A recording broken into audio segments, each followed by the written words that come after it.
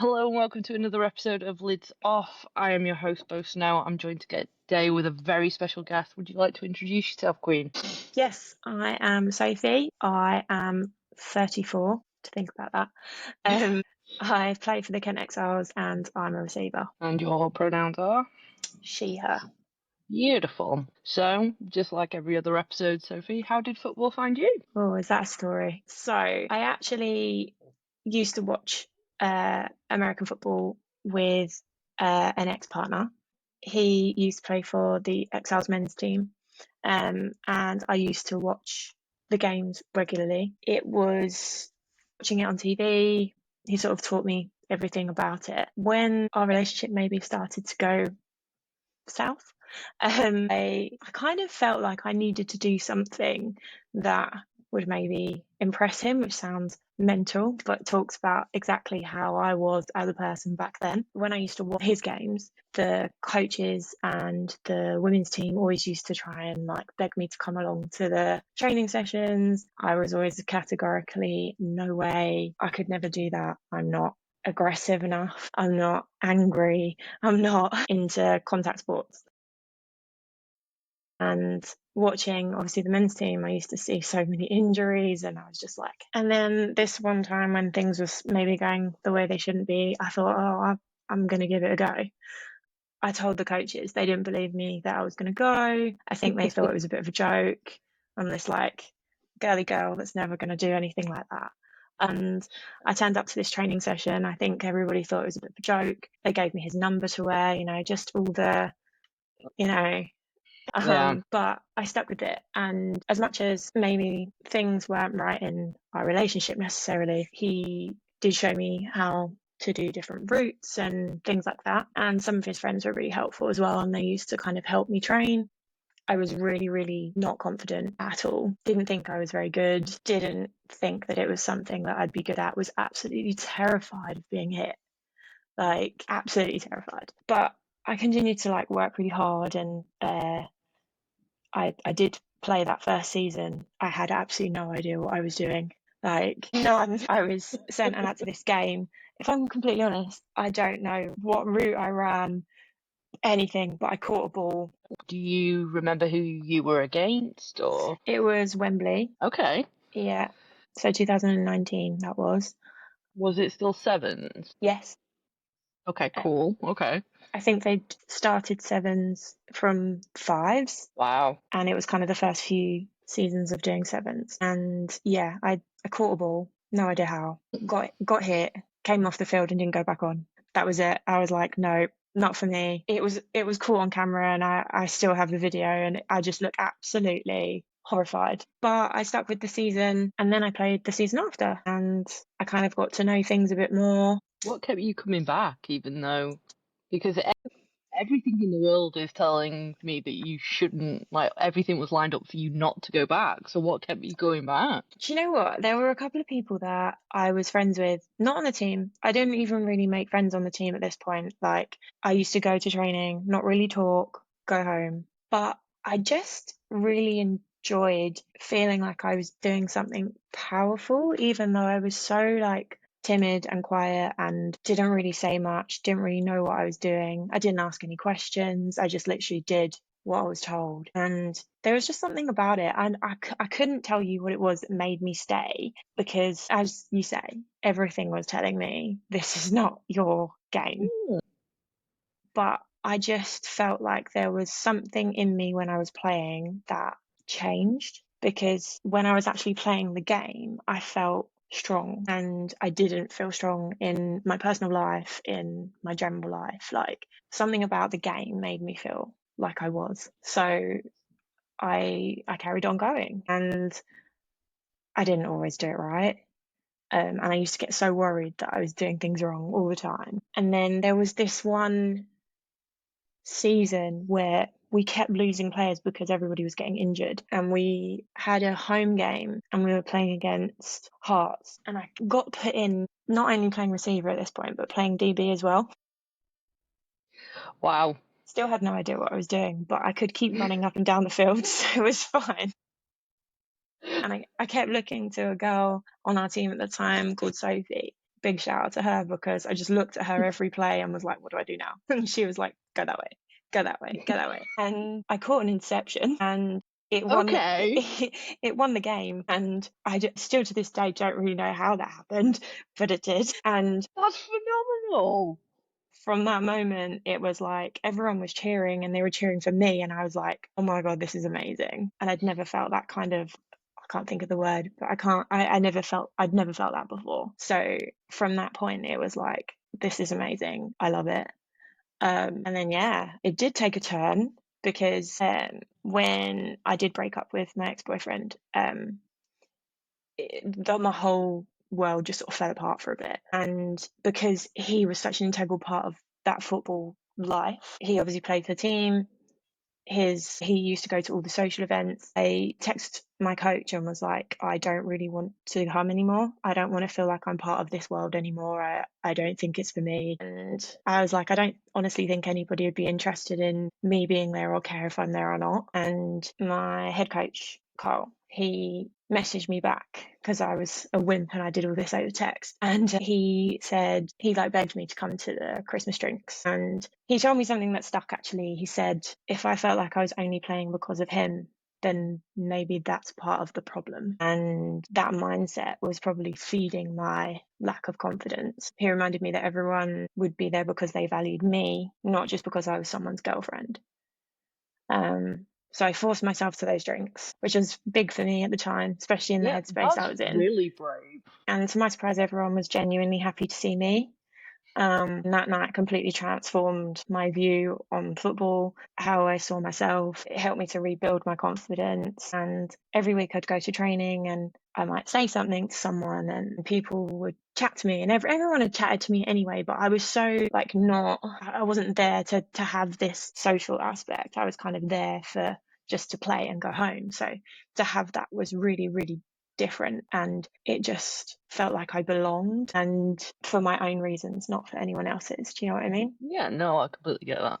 Was there, because you spoke about you just turned up and kind of did what you were told, do you feel now, upon reflection, that it was maybe a bit of your self-esteem that felt like you didn't deserve that kind of respect from your teammates, or what kind of fed into that? I think because I didn't think I was very good at it. I thought I just had that typical lack of confidence, that I thought people were laughing behind my back. They weren't, but you just automatically think, oh gosh, I've made a mistake. They're going to be laughing at me. They're going to be annoyed that I've done it wrong, or I've had that all my life. So it was just quite a normal thing for me. And I used to look for reassurance a lot. I still do, don't get me wrong, I mean, but same, so do I, like, yeah.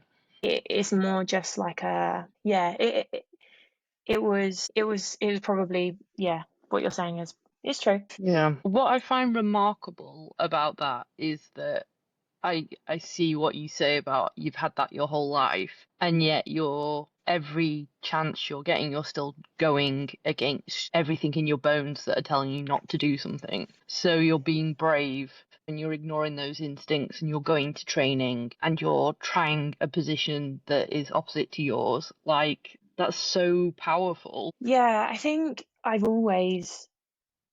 think back to my dad's speech at my wedding, and he said about how I am always really determined and always have been, and he told so many stories about it.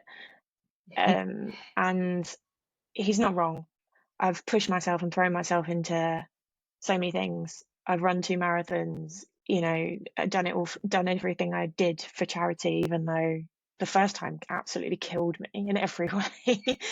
I've done sponsored swims and just things like that, because I've wanted to do it for a reason. And I don't know, there was just something about football that kept me going. And I think it was that feeling of being quite powerful and strong. And as I say, I'd never really felt that before. I'd never felt like I'm not a loud person. I'm not, someone who, wants attention or anything like that. So it's quite, so no, it's like a little secret, isn't it, that you've got, that you can always think is there. That's really, really powerful. Really, really powerful. Your first season, so was it, we're going back now, so your first season, your confidence wasn't there. Was Yeah, it still your first season where you played DB and got the interception, or was that your second season? that was my second season. That's even more impressive because it's like you're not sure what I didn't know what I was doing, and that was just on D line. I'm just hitting the person in front of me, but you weren't sure on what you were doing, and then you decided to do that and run backwards Yeah, to do it,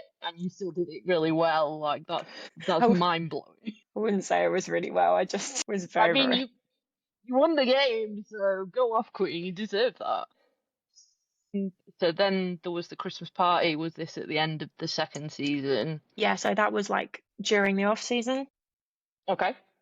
So yeah, the last game would have been played in like July, August time. And then yeah, we had like obviously the break and then the off season. And then I think that must have been just before COVID hit. And then obviously we had yeah, COVID where obviously we were supposed to go to the finals that year and they got cancelled because of COVID. So then we didn't play for ages. What was that like for you? Because you've just found something that's kind of given you this confidence and purpose, and now it's gone. Like, how did you manage with that?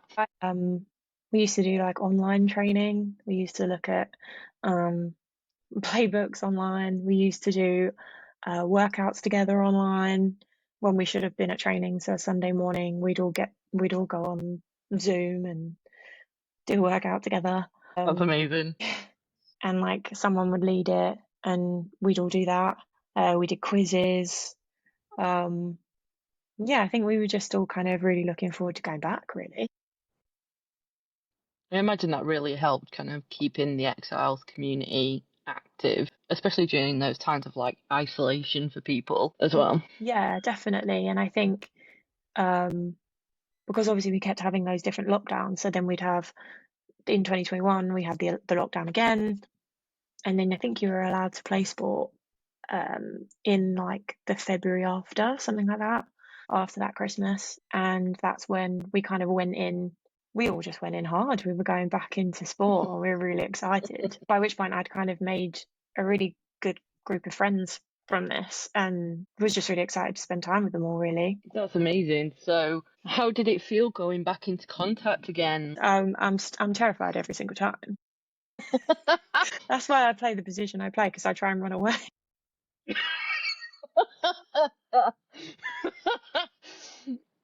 Oh, that's really funny because the episode I've just recorded before you was with our wide receiver, and she said, "Oh, it's for the glory. I just, it's the glory." And you're like, "No, I run away from danger." There are two different kinds of wide receivers. Yeah, you run away from from people that are bigger than you. That's the best. You know what? I respect it. It was a strong survival Yeah, instinct. yeah. No, I mean we do obviously we do contact in training, and whenever we start a new season, it's like, oh, that first hit's gonna hurt. Oh, that first hit's gonna be awful. But actually, in a game situation, once you've got that first hit out of the way, it kind of doesn't matter after that. I think that's the thing that I get asked about the most actually by people because of the way I am, because of, who I am. And I'll be kind of at work and don't you get hurt? And I'm kind of like, well, yeah, actually, you're right, I do. But it's all right, it's fine. Do you question yourself a little bit? You're like, Am yeah, I yeah. am I mental? Sometimes, yeah. I think it helps though, doesn't it? A little bit to be a little bit unhinged. So, how was that first season after COVID then for you?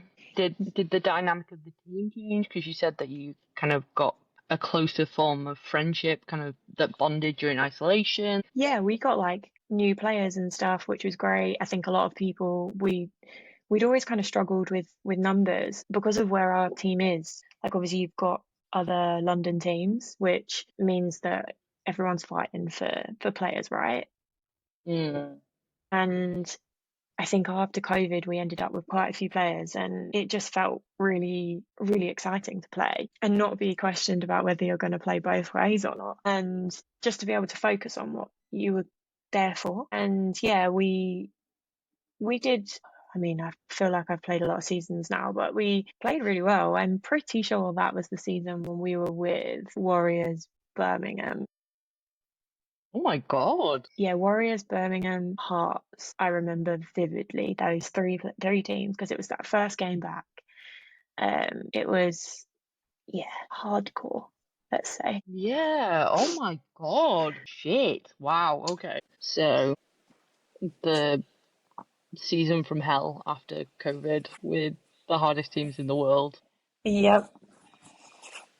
What was that like for you in terms of, because it is hard when you've got loads of rookies and then you're playing against teams of such a hard and like high caliber that hit hard and kind of what was that like for you? Yeah, I mean, we kind of went out there with like not really any expectation of what that was going to be like. It was, we lost our QB in that season quite early on. She did her ACL.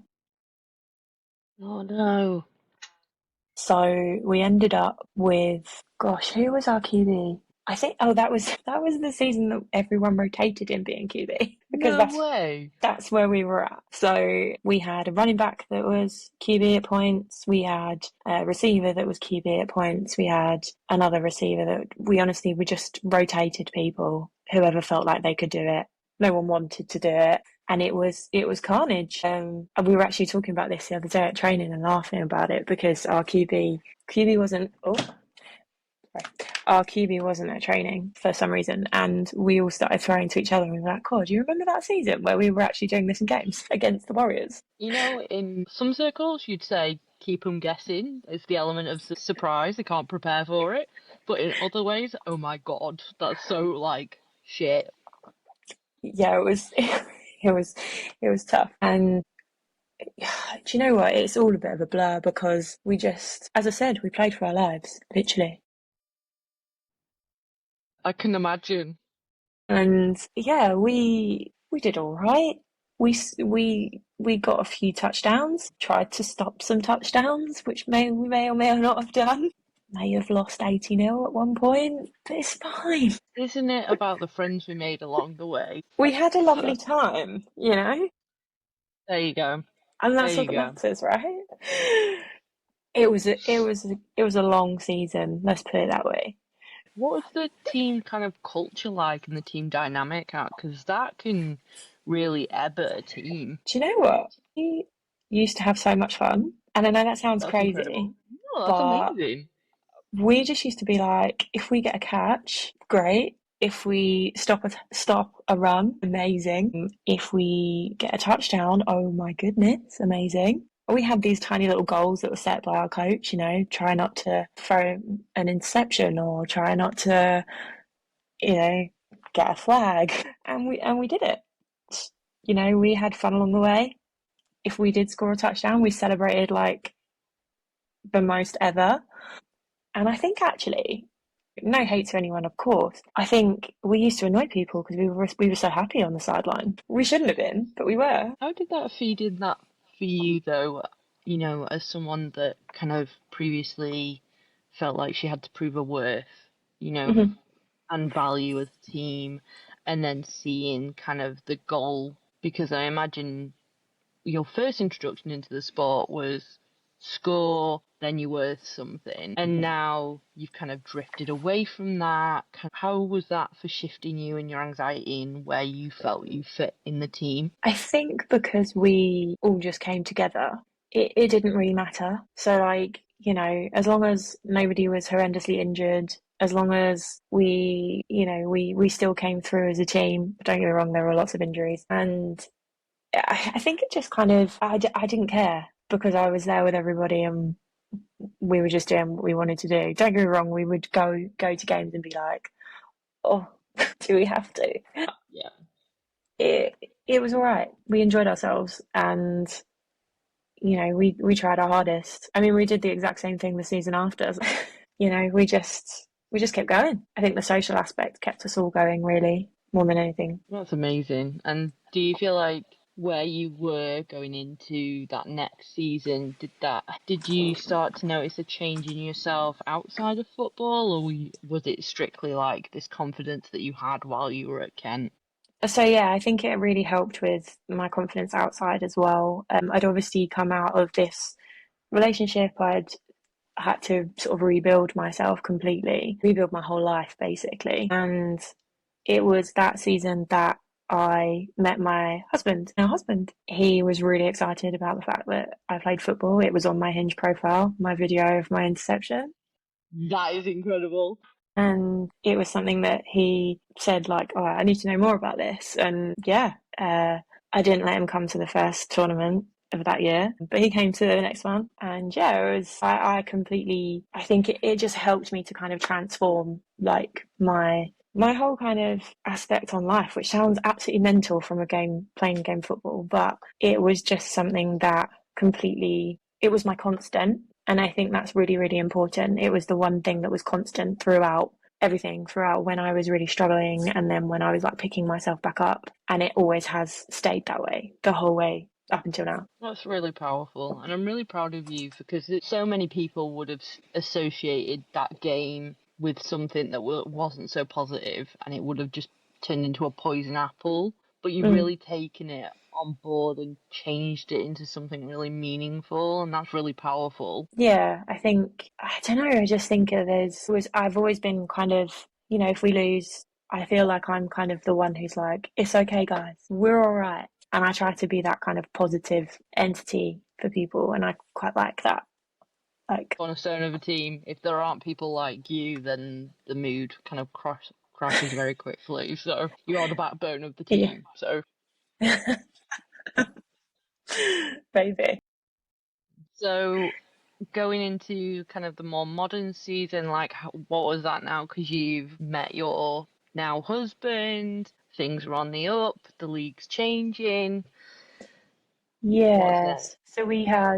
So this next season, we finished the season, we went to finals. It wasn't an enjoyable finals. That was the finals that we went to where we played Teesside um in the semis. Oof. Yeah, and we were winning for a lot of that game Oh, and no. we lost in like the final few plays.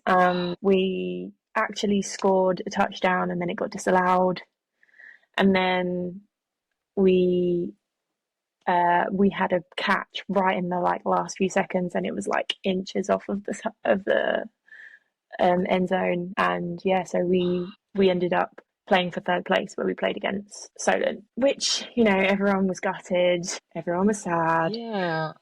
Oh, that's heartbreaking. It was it was hard, but Hmm. we played for third place and we won. So we got third, which seems to be kind of what we do. And that was 2020, the 2022 season. And was that 2023? I think it might have been 2023 season. Yeah, because I think Manchester played Teesside and Manchester won. You No, might Teesside remember. won. Did Teesside?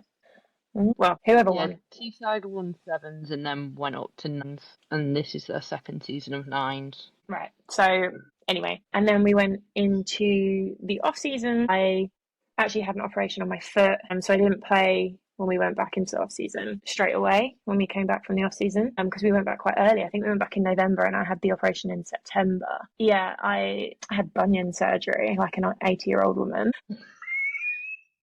It happens, yeah, it happens.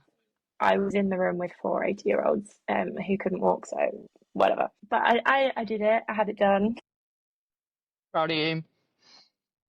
Um, yeah, so I did that, and then I think I went back in like the December. No, couldn't. No, I didn't. Scrap that. Definitely didn't go back in the December. I'd had the operation in September. I went back to training in November, which is mental in itself, and then found out I was pregnant in the November. So Was this I planned or? no, so actually in the January before that, I'd actually been told after some fertility tests that it was probably going to be very unlikely that I would get pregnant. So it was quite hard hitting, quite hard to hear. It was all I'd ever wanted. And obviously, meeting my partner, we were due to get married, and I really wanted to have a family. So to hear that that probably wouldn't happen without IVF was quite, it was tough. Yeah. And as I said, football was my constant. I kept going even though things were like tough for me. And yeah, in the November, I found out I was actually pregnant, which was amazing because it happened naturally. I hadn't had to have IVF. I was actually booked in to have my eggs frozen and things, um, which I then cancelled because I was like, this is amazing. Told my coaches and was like, I don't really want to speak to people about it yet. It's quite early. And then we were on the off season anyway, so we weren't really playing. So I just didn't need to explain to anyone. It was fine. And then we were due to come back to training, and I'd spoken to my coach, and he'd said, "Oh, you can help me coach. Like it'll be really good." And then I think it was 2 days before we were due to go back to training, I actually found out that I'd had a miscarriage, and it was probably the hardest I've ever been hit emotionally. Um, Mm.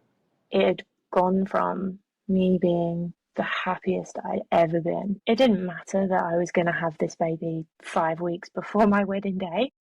I changed the dress. I didn't care. You know, I was gonna be able to have the most amazing thing that so many people fight for, and I'd been told I couldn't have. And for a year, I'd convinced myself that wasn't going to happen. So to lose that was hard, really Yeah. hard. Obviously, I'd told my coach because I'd explained to him why I wasn't playing, and then this had happened. So it was kind of like I got through the initial, honestly, of the days, week or so, and the people we had told, which wasn't that many people, but the people we had told, a couple being some of the players on the team because they're really good friends of mine, it was people were amazing. Like they rallied around us, they brought us food, they came and sat with me while I cried. Like, people were amazing. My coach told my team why I wasn't there because obviously it was so out of character for me not to be at training. Um, and I got messages from the team, and the girls were just incredible. And yeah, it was a really, really tough couple of months. I wasn't able to do anything for a while. I didn't have a good experience with the hospital and the way the hospital treated us. I ended up waiting nearly 2 months to even have anything done about it at the hospital. My God. I think we found out on the 6th of January, and I think I had an operation mid-February. So that's a long time to Oh sort of my sit God, Sophie, sit I'm with it. so sorry. I think, it's a long time to kind of sit with that. And yeah, I had the operation in the February. Sam wasn't actually allowed to come into the surgery or into the ward with me, which I think is crazy. What? They wouldn't let him in. He sat there all day, um, on my own in a chair, waiting for them to operate. And I was in a ward with kind of 15 other women that were having like teeth out and warts removed from their ankles. No one really spoke to me. I wasn't allowed to eat or drink. And yeah, they'd said that Sam wasn't allowed in with me. And there was another woman there for the same reason as me, and she didn't go through with it because her partner wasn't allowed in. But I just needed it done. Oh my God. That's horrific. It's not what you expect. But yeah, had the operation done, came out. Sam and my mum picked me up. We came home. I went back to work 3 days later because I'd been off for like nearly 2 months. And went back to football about 2 weeks after that because I was like, well, may as well. May as well. Oh my God. My God. You are so strong. Holy shit. I think things like that, you can't explain how it makes you feel. You can't explain to anybody like what that situation, how it changes you. But like Sam was amazing. He was by my side the whole time, and my friends were amazing. They were all around me all the time. My coaches were saying you don't need to come back, but I wanted to. I needed normality, and football had been my constant. As I keep saying, it was my constant. It was my normality. If I went back to that, my life was going back to normal, and that's what I needed. Yeah. So I don't know if it's strong or if it's just needing normality or not. But I went back and it was like a reset. Let's start again. And yeah, we started training for the season 2024. And yeah, that was really. I had counselling, which I paid for myself because you don't get it on the NHS. And if you do, you have to wait months and months and months. So it's like, what's the point? However, there is a company called Petals, which are run through Tommy's, who shout out because they do free counselling. You just have to apply and then get given it, but people don't get told about that. So you Okay. have to. I had to research that myself, and I chatted to a lovely lady for a good couple of weeks every week, and it was really, really helpful to kind of rebuild, I guess.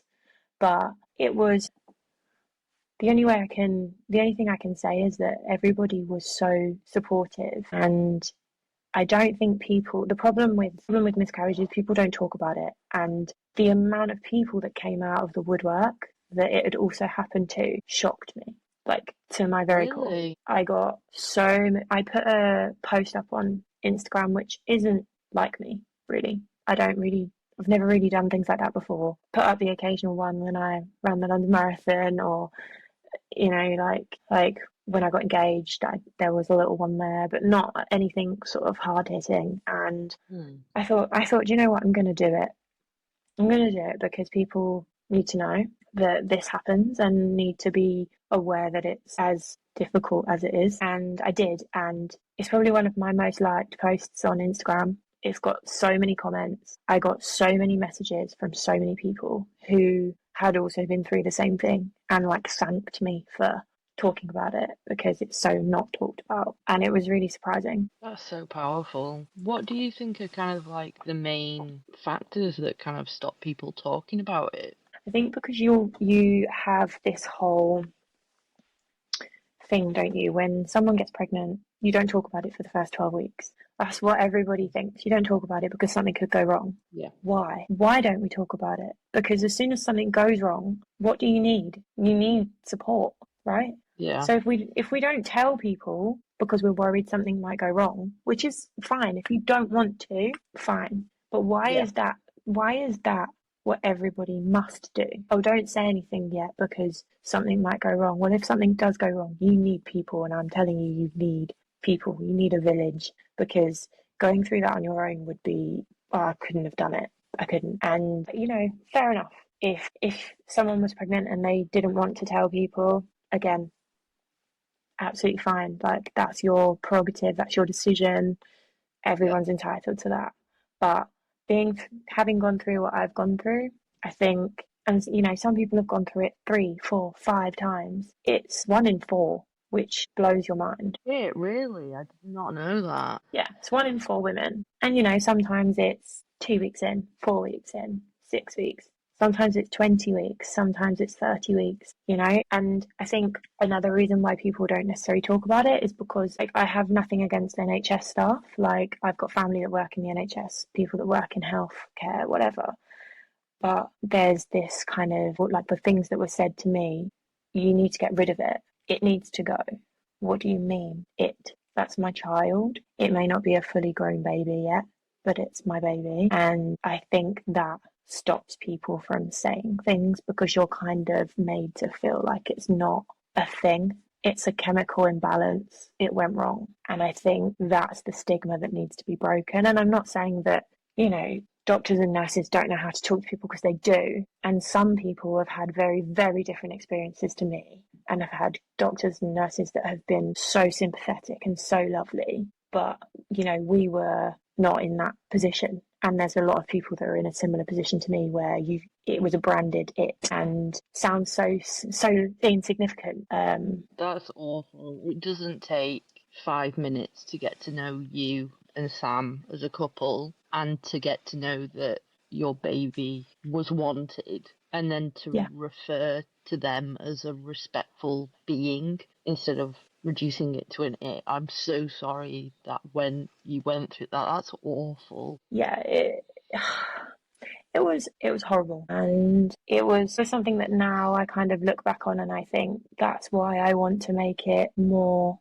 like, people to know about it more, because people Yeah. should talk about it. People should be able to support people. Women should be supporting women, and Mm. men should be supporting men. It shouldn't just be people supporting me. It should have been people supporting Sam Yeah. as well. The fact that he wasn't allowed in, that's his child too. Yeah, that's horrific. And yeah, that was the reason why I wanted to write that post, to make people aware. And it helped me so much. Sounds so silly, but it really helped me. It's not. It's really powerful to kind of know that you're not alone as well and that you had a little bit more strength than others to kind of speak up about something so heartbreaking is really Mm. powerful. So going back to Exiles, what did they do anything differently? Did you just need the same old, or is there anything to any clubs listening that, like you said, it's 1 in 4, could do things better or more considerately for players that might go through this or are going through this? I think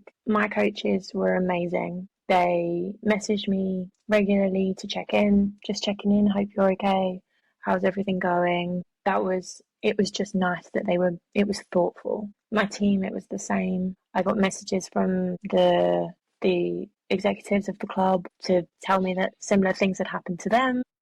Wow. And, it was, as I said, people came out of the woodwork, people you didn't expect. And I think it's just really, really important that if anybody goes through anything like that, that you just check in with them, because that's the most important thing. People just need to know you're there. I needed to know people were there. And when I went back to training, everyone gave me a hug, everyone gave me a cuddle, and oh, I'm so glad you're back. It's going to be amazing to have you back, kind of thing. It wasn't necessarily brought up, but that's fine because they might have messaged me about it. I didn't really need to talk about it by this point. I just wanted to, play. And that's what I did. I came back. I'd say I played for about 2 months, and then we went to camp. So we have an Exiles camp every year down in Sussex where we stay overnight and we have quite a few training sessions. We have some. That sounds incredible. Yeah, we have. It's with the adult team as well, and everyone has their training sessions. Everyone does socials in the evening. We all join together.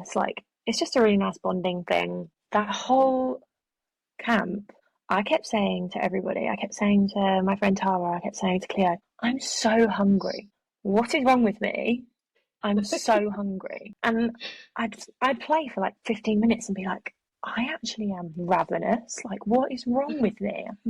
And nothing twigged. Nothing twigged in my brain. I've gone through this whole camp. I was getting absolutely floored by people. I was throwing myself into tackles. I didn't care. I'd lost all my inhibitions by this point. We did like tug of war with the adult mixed teams. We were having a great time. I got home and I said to Sam, I was like, I've been so hungry this whole camp. I don't know what's wrong with me. And I felt really sick. And he just looked at me and was like, hmm. And that's when I found out I was pregnant again. No way. As if you had to wait for Sam to tell you. Like, Well, it was another like situation because I contacted my doctor and was like, I think I might be pregnant again. They were like, oh, we need to check that it's not from before, like, that it's not just still there. And I was kind of like, oh God, we're going through this again. So I actually went for a scan with my mum because I'd convinced myself by this point that it was just from before and it wasn't anything to be excited about. And I was about 7 weeks naturally. pregnant.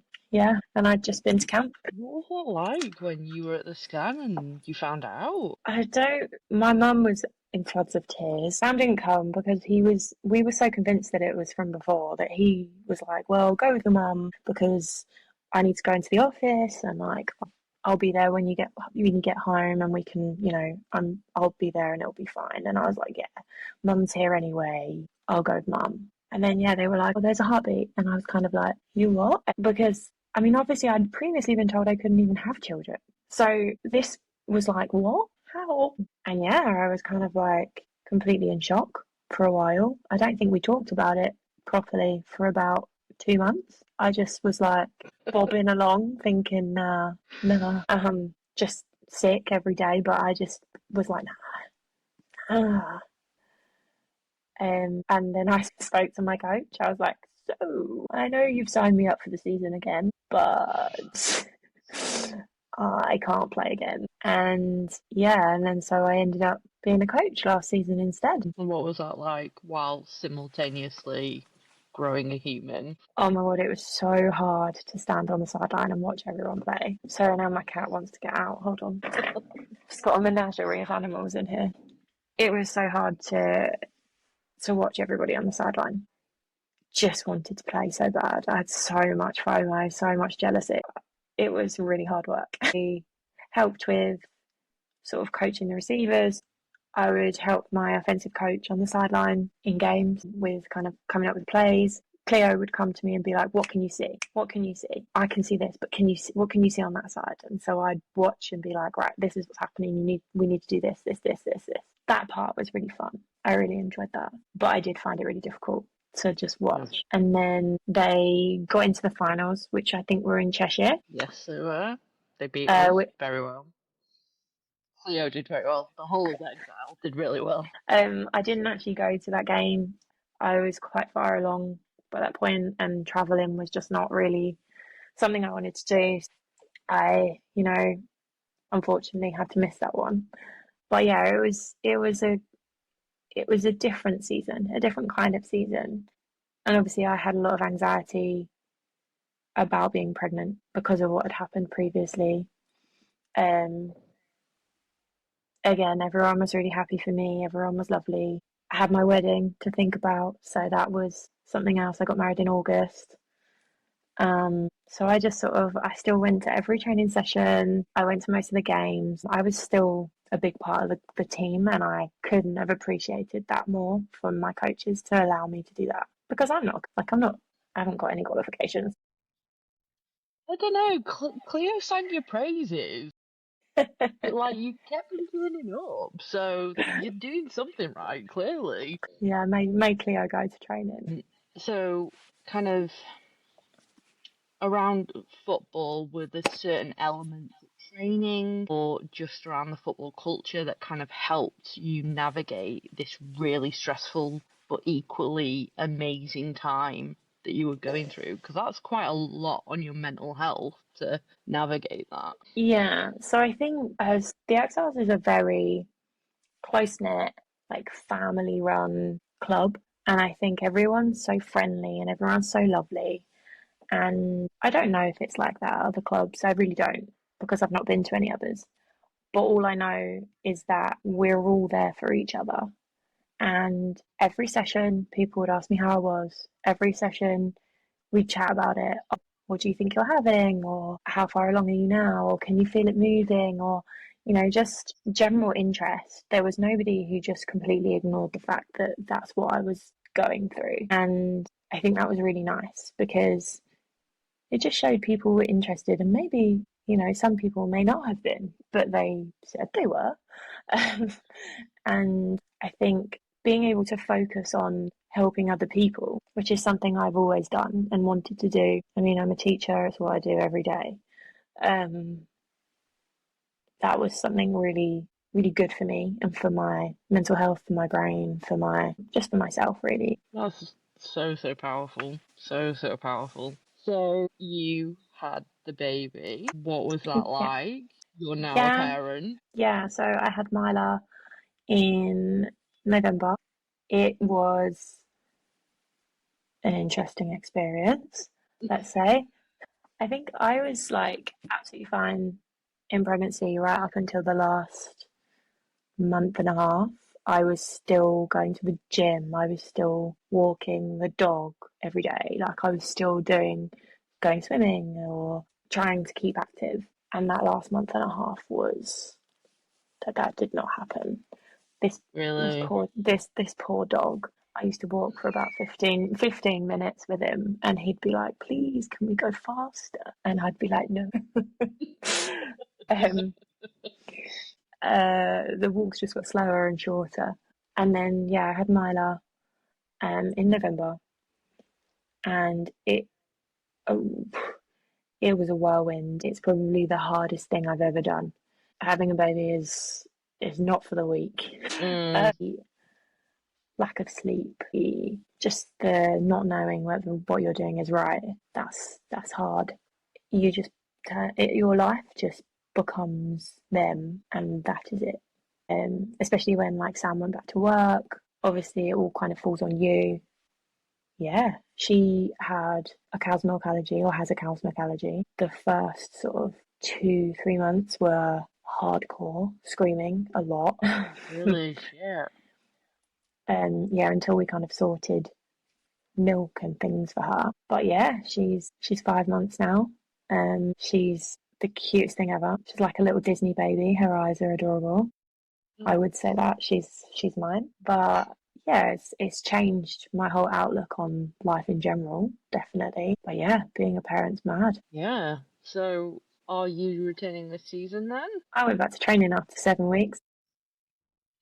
You are so fucking hardcore. This is incredible. Oh my God. What, like, Yeah, was I that went full back to I contact? went I went back to training and my coach walked past me and was like, "Oh, hello. Why are you kitted up?" And I was like, "Because I'm training." He was like, "No." And I was like, "Well, I've been signed off by the doctor, 6 weeks. I'm allowed to train." So I went back to training. And that was, yeah, 7 weeks. So she was just over 2 months or just under 2 months. And it's on a Sunday. So it was kind of the first time I'd left her. And yeah, it wasn't full contact straight away. I didn't do Yeah. any full contact. Full contact. We none of us did anyway for a while. But yeah, went back in. Was like, let's go. That is insane, but so impressive at the same time. Like, incredible. Do you feel like pregnancy has changed your body at all? Because I've had friends that have been pregnant and the baby's depleted all the calcium out of the body and they cough and they break a bone. I have struggled with things like initially, like things like if I was on the floor, getting up quickly because of your core, obviously. Um, I've tried quite hard to do a lot of like workouts at home to kind of rebuild my core. I've been doing like gradually increasing those workouts to kind of hit workouts. I go for an hour long walk with the dog every day in the buggy. Obviously, I can because I'm not working, so I can fit that stuff in. Try and fit a workout in if she has a nap, if she has a nap.